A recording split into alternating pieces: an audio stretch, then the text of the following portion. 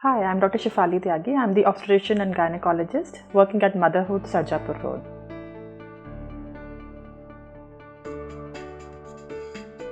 Vbac is vaginal birth after cesarean section. That is, that if your first pregnancy was you gave birth by cesarean, in next pregnancy whether you can have a vaginal delivery or not. So that attempt is called Vbac. The success for a Vbac can be as high as 75%. Provided we choose the right cases. Now, what is the danger if you are undergoing Vbac?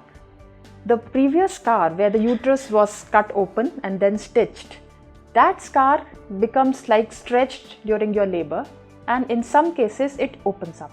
So once it opens up, it can be a dangerous situation for you and the baby because you can start bleeding inside and baby can come out in the abdomen losing the blood supply, leading to death of baby. So it becomes a major complication.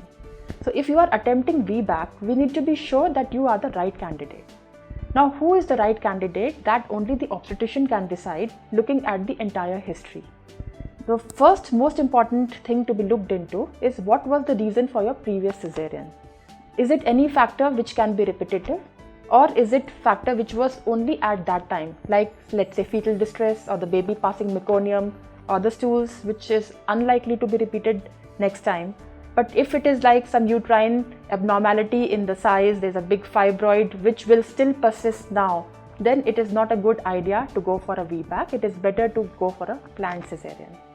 So if you have only a single baby, you are not carrying twins, the weight of the baby is not too high, let's say maybe around 3 to 3.5, not more than that, then it is not an excessively big baby, like we are not talking about 4+ babies. Or if the placenta is not low lying, then the chances for Vbac would be high.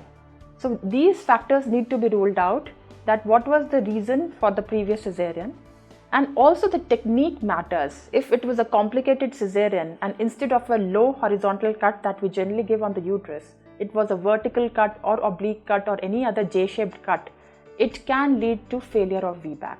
So the operative notes from the previous time should be checked and seen that it was a low risk cesarean how we want it to be. The second thing is that the number of babies, the weight of babies, presentation of baby also matters a lot whether you will have a successful Vbac or not. So all these factors can be decided by the doctor because you cannot play a major role in that. She can only decide whether it is safe to have a Vbac or not, because if everything is good, you can have success to up to 75%. But that scar rupture, if it happens, it can be really life-threatening for you and the baby. So a call has to be taken judiciously.